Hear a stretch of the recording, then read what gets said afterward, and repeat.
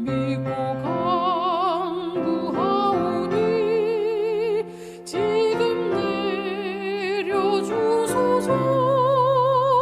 주의 성령이 마사 우리 모든 소원을 만족하게 하소서. 우리 기다리오니 불러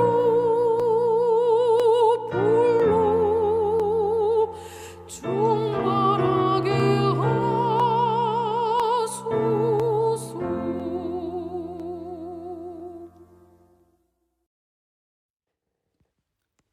하늘에 계신 우리 아버지, 지금 여기 이 순간까지 이만큼의 삶을 살게 하여 주신 아버지의 은혜와 사랑에 무한한 감사와 영광을 올리옵나이다. 우리가 하나님의 자녀라는 확신도 잊어버리고 살 때가 얼마나 많았습니까?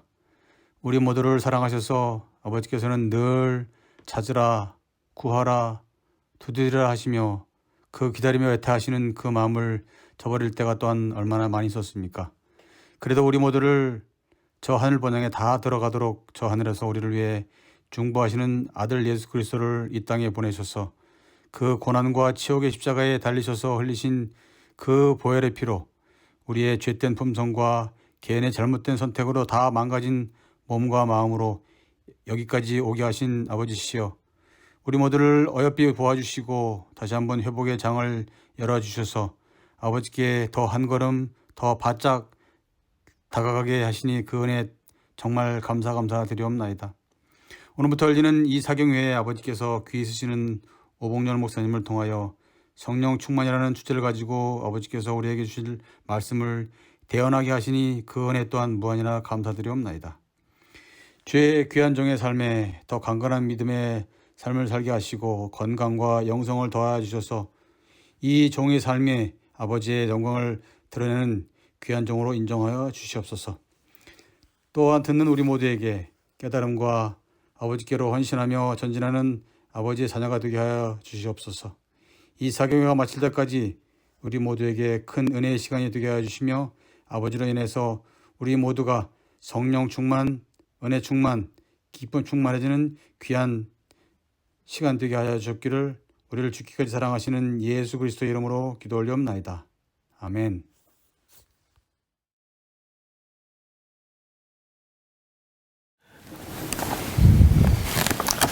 안녕하세요. 반갑습니다. 저는 이번에 가든그로브 교회 2022년 신년 사경회 강론을 맡은 오봉열 목사입니다. 아무 사전 준비 없이 가든그로브 교회 담임 목사님이신 김남용 목사님이 저에게 이런 사경회 지도를 부탁하셔서 그저 평생 목사로 산 사람이기 때문에 하나님의 말씀을 증거하라고 하는 요청에 습관적으로 사양해 본 일이 없기 때문에 사양을 하지 않고 하겠다고 대답을 해놓고 막상 대면 강론도 아니고 이렇게 비대면으로 녹화를 해서 설교를 하게 되니까 얼마나 긴장이 되는지 그동안 좀 고생스러웠습니다. 그러나 이 가든그로브 교회는 제가 아주 어렸을 때 신학을 공부할 때 우리 같이 공부하신 정석우 목사님이 계시고 이렇게 한 5, 60년 만에 뵙게 되어서 반갑고 감개무량하지만 한편으로는 목사님이 계시는 교회니까 아주 든든한 마음을 갖게 됩니다. 또 제가 그 젊은 나이에 호남 삼육중고등학교 교목으로 봉사를 할 때 그때 그 학교에서 같이 학생들을 지도하던 이 장한복 장로님, 근데 장한복 선생님이 이렇게 한 60년 만에 다시 만나게 된 것도 또한 참 반가운 일입니다.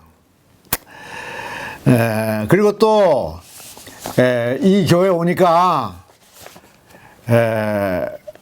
호남 삼육중고등학교 시절에 우리 박근화 학생, 지금 박근화 집사님, 그리고 그의 남편이신 이재남 장로님, 참으로 반갑고 반갑습니다. 또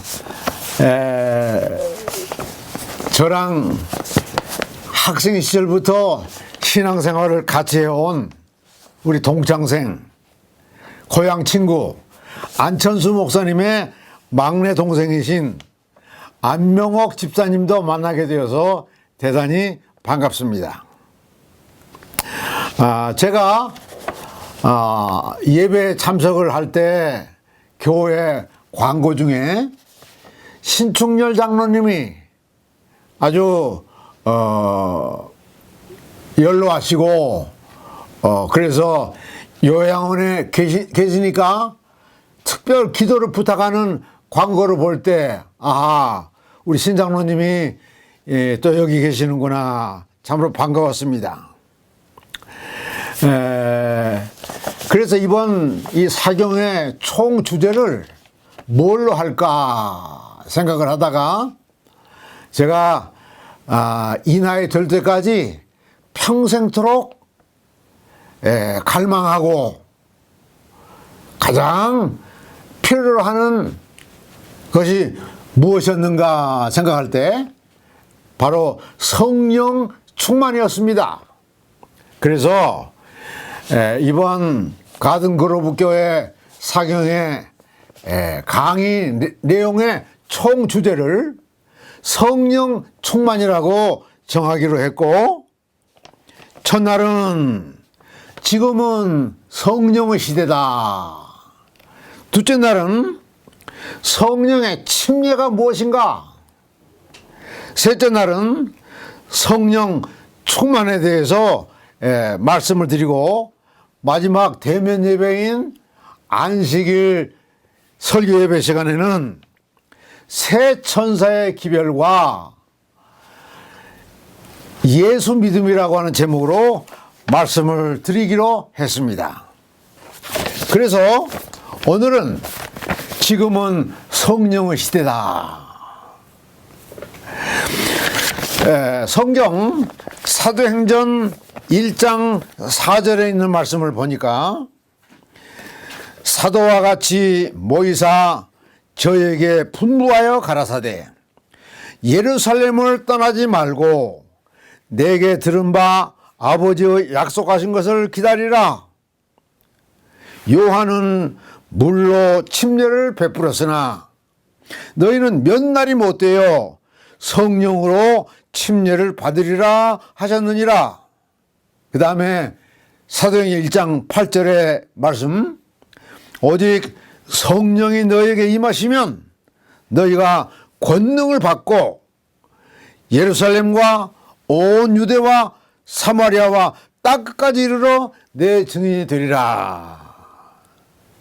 이 말씀을 주제 성경절로 하고 오늘 말씀을 드리겠습니다. 예수님께서 이 땅에 구약 성경에 예언하신 말씀대로 저 베들레헴 말구육간에 탄생하셔서 구약 성경에 예언된 대로 예수님은 그 모든 말씀을 예언을 성취하시면서 33년 반 동안 하나님이신 그분이 사람이 되셔서 우리와 함께 사셨습니다. 그리고 급기야는 십자가에 달려 돌아가 죽으셨고, 그리고 무덤에 장사되었고, 그리고 예수님은 3일 만에 부활하셔서 한 40일 동안 제자들에게 나타나시고 가끔 나타나셔서 이제 이 땅에 있는 모든 사람이 예수님이 구세주신 것을 알고 예수를 믿으면 구원받는다고 하는 이 귀한 예수의 복음을 전하도록 사명을 주시면서 마태복음 28장 18절에 보면은 예수께서 나와 일러 가라사대 하늘과 땅의 모든 권세를 내게 주셨으니 그러므로 너희는 가서 모든 족속으로 제자를 삼아 아버지와 아들과 성령의 이름으로 침례를 주고 내가 너에게 분부한 모든 것을 가르쳐 지키게 할지어다. 볼지어다 내 세상 끝날까지 너희와 항상 함께 있으리라 하시니라. 우리가 흔히 이 마태복음 28장 14절에 있는 말씀을 예수님께서 땅끝까지 이르러 전도하라고 하는 대사명을 주신 말씀으로 자주 인용을 하는데, 바로 이런 대사명을 예수님께서 이 땅에 남아있는 제자들과 하나님의 교회에게 전도하라고 하는 사명을 주시기 전에 전제로 하신 말씀, 마태복음 28장 18절에 있는 말씀입니다. 하늘과 땅의 모든 권세를 내게 주셨으니.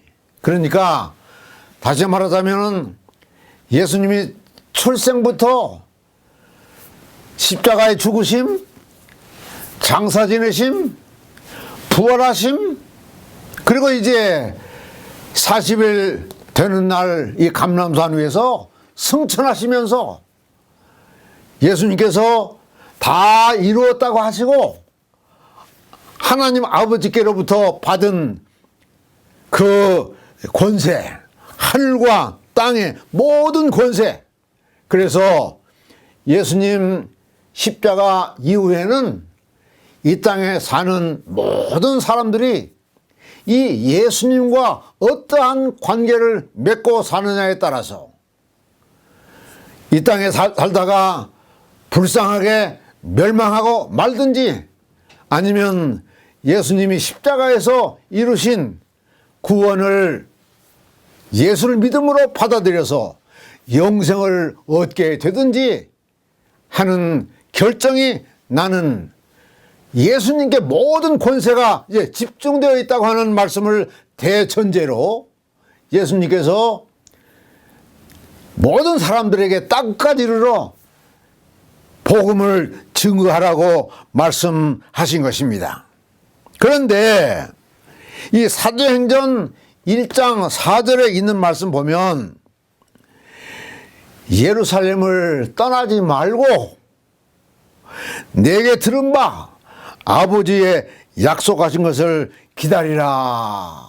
다시 말하자면 전도하기로 나가기 전에 예루살렘을 떠나지 말고 약속하신 성령을 기다리라. 그래서 1장 8절에 보니까 오직 성령이 너희에게 임하시면 너희가 권능을 받고 예루살렘과 온 유다와 사마리아 땅끝까지 이르러 내 증인이 되라고 말씀하신 것입니다. 사랑하는 형제자매 여러분, 전도하는 일이, 예수님을 사람들에게 증거하는 일이 아주 중요하고 엄숙하고 시급한 일이긴 하지만은 예수님이 하신 말씀, 전도하기 위해서 움직이지 말고 예루살렘을 떠나지 말고 약속하신 성령을 기다리라. 그래서 성령이 임하셔서 권능을 받고 그때부터 전도를 시작하라고 예수께서 당부하신 것입니다. 예수님의 제자들은 예수님의 이 당부의 말씀을 아주 심각하게 받아들이고 바로 감람산으로부터 안식일에 걸어다니기 알맞은 거리인 예루살렘 마가의 다락방에 돌아와서 그때부터 예수님의 12 제자와 예수님의 어머니 마리아와 형제들과 그리고 한 120명 되는 신자들이 마가의 다락방에 함께 모여서 예수께서 당부하신 말씀처럼 이제 이 예수님이 십자가에 달려 돌아가시고 부활 승천하셨다고 하는 이 놀라운 예수의 복음을 세상 사람들에게 증거해야 될 텐데 예수님 말씀처럼 성령이 임하시면 성령의 권능을 받고 전도하라고 하는 이 예수님의 당부의 말씀을 순종하고 열흘 동안 마가의 다락방에서 마음을 같이하고 뜻을 같이하고 합심하여 함께 성령 받기를 기다렸던 것을 우리는 볼 수가 있습니다. 드디어 사도행전 2장 1절에 있는 말씀부터 보면은 오순절날이 이름에 열흘이 지났습니다. 이미 이름에 저희가 다 같이 한 곳에 모였더니 그 마가의 다락방입니다. 2절 호련히 하늘로부터 급하고 강한 바람 같은 소리가 있어 저희 앉은 온 집에 가득하며 불혀같이 갈라지는 것이 저희에게 보여 각 사람 위에 임하여 있더니 저희가 다 성령의 충만함을 받고 성령이 말하가 하심을 따라 다른 방언으로 말하기를 시작하니라. 사랑하는 성도 여러분, 바로 예수님께서 예언하신 말씀처럼 당부하신 말씀처럼 예수님의 제자들과 초대교회 신자들은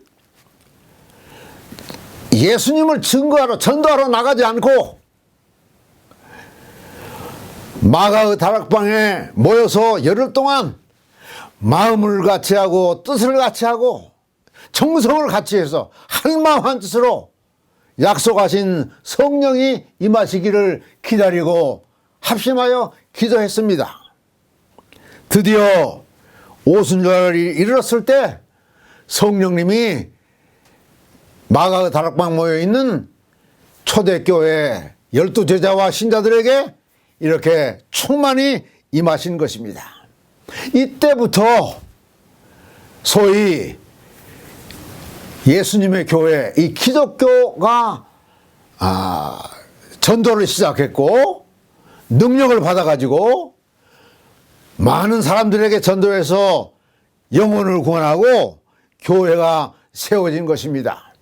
그 이야기가 우리는 사복음 다음 마태, 마가, 누가, 요한복음 다음 사도행전에 기록되어 있는데 우리가 보통 이 성경의 신약 성경의 네 번째 책 책을 사도행전이라고 하지만은 나는 오늘 여러분들에게 이 사도행전에 기록되어 있는 초기 기독교회, 이 초대 기독교회는 성령으로 시작된 교회인 것을 생각할 때 사도행전이라고 하기보다는 성령의 행전이라고 말할 수 있지 않을까. 마태복음이나 누가복음이나 마가복음, 요한복음은 예수님의 지상생애를 기록한 말씀이고 예수님께서 자기 대신 다른 보혜사 성령을 주시면서 이 성령이 오실 때까지 꼼짝하지 말고 전도도 하지 말고 예루살렘을 떠나지 말라고 하신 말씀처럼 이렇게 성령이 임하신 때로부터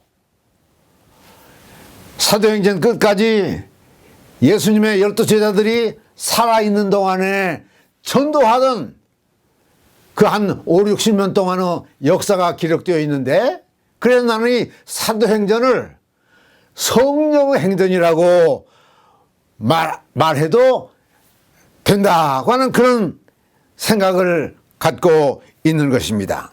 왜냐하면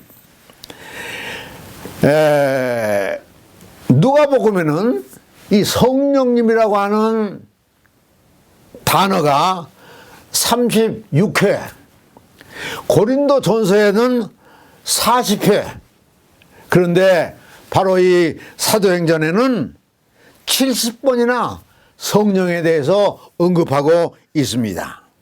물론 헬라어로 이 성령님이라고 성경에 번역되어 있는 헬라어 푸시케, 이것은 사람의 호흡, 숨, 호흡, 마음, 정신, 이런 뜻으로 사용되는 단어이기 때문에 많은 사람들이 성령님에 대하여 인격체를 가지신 신성의 삼위일체 중에 성령 하나님이라고 하는 사실을 간과하는 경우가 많이 있습니다. 이 푸시케는 단순한 하나님의 무슨 숨, 하나님의 호흡, 하나님의 마음, 하나님의 정신, 이렇게 생각하는데, 바로 이 사도행전에 있는 말씀을 볼 때 성령님은 이 단순한 기능이 아니고 바로 예수님과 똑같은 인격체를 가지신 삼위 하나님, 신성의 세 번째 하나님이신 성령 하나님인 것을 우리가 알 수가 있습니다. 물론 우리가 요한복음 14장 16절에서 예수님께서 아직 십자가에 달리시기 전에 내가 아버지께 구하겠으니 그가 또 다른 보혜사를 너희에게 주사 영원토록 너희와 함께 있게 하시리라고 말씀하셨습니다. 예수님이 이제 십자가에 달리시고 부활 승천하신 다음에 자기와 똑같은 다른 보혜사, 다시 말하자면 예수님도 보혜사입니다. 요한 1서 2장 1절에 있는 말씀 보면, 만일 우리가 범죄하면 하나님 앞에, 아버지 앞에 보혜사이신, 중보자이신 예수님이 계시므로 예수님 앞에 담대히 나아가서 죄의 용서를 받고 다시 살아야 한다고 하는 말씀이 기록되어 있는 것처럼, 바로 성령님도 예수님과 똑같은 인격체이신 성령 하나님, 다른 보혜사라고 하는 말씀을 하신 것입니다. 성령님은 개성과 생각과 의지와 뜻을 가지신 예수와 동등한 신성 삼위일체 중에 하나님이시라고 하는 사실을 우리는 알 수가 있습니다. 그래서 사도행전에 한 70번이나 성령님이 나타나신 기록이 있는데, 그 기록들을 대충 간추리면 성령님은 우리가 사람이 이렇게 말하는 것처럼 성령님이 친히 말씀하시고 라고 하는 그런 표현이 사도행전 1장 16절, 8장 29절, 10장 19절 이렇게 기록되어 있고, 또 두 번째는 성령님은 당신의 사랑하는 종들, 사람들을 통해서 사람들이 말하게 하시는 사람들이 말하게 지시하시는 하나님이심을 나타내는 성경절이 사도행전 2장 4절, 4장 8절, 4장 31절에 기록되어 있습니다. 또 세 번째로는 사도행전에는 사도들이 말씀하게 지시하시는 성령님, 또한 사도들과 함께 같이 예수님을 증거하는 증인이라고 하는 말씀도 사도행전 5장 32절에 기록되어 있고, 네 번째로 또 성령님은 직접 예수님의 증인들, 예수님의 일꾼들, 예수님의 사도들을 파송하시는 그런 역할을 하시는 것을 우리는 성경에서 읽을 수가 있는 것입니다. 또 사도행전 20장 28절에 보면 성령님이 직접 교회와 함께 교회의 장로들을 세우시고, 또 이 장로들로 하여금 하나님의 백성들을 치리하도록, 목회하도록, 목양하도록 하시는 분으로 나타나기도 합니다. 그리고 여섯 번째로 사도행전 15장 28절에 있는 말씀을 보면 성령님은 사도들과 제자들과 우리 사람끼리 관계를 맺는 것처럼 이게 관계가 형성되어 있는 그런 모습도 볼 수가 있는 것입니다. 마지막으로 일곱 번째는 사도행전 5장 3절과 9절에 있는 말씀에 바로 성령님은 하나님과 동등된 분으로 직접 언급된 말씀을 또한 읽을 수가 있는 것입니다. 그래서 이 성령님은 또한 예수 그리스도의 사자,